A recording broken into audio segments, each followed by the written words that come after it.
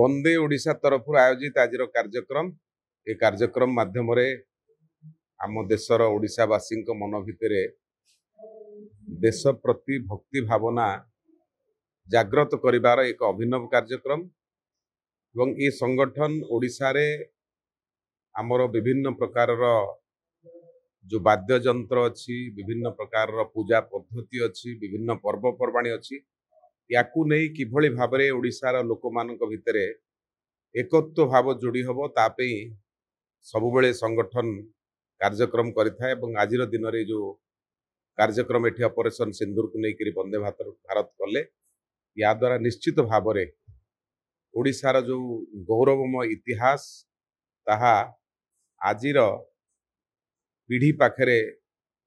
पहुंची पारिबो एवं सेमाने आकु नहीं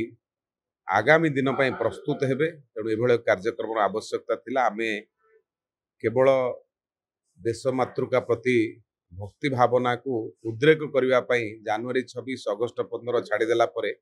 ये एक अभिनव उपाय जो थे आमे जन समाज रे देश प्रतिर भक्ति भावना को जागृत कर संगठन कर्मकर्ता मानक एक अभिनव कार्यक्रम धन्यवाद।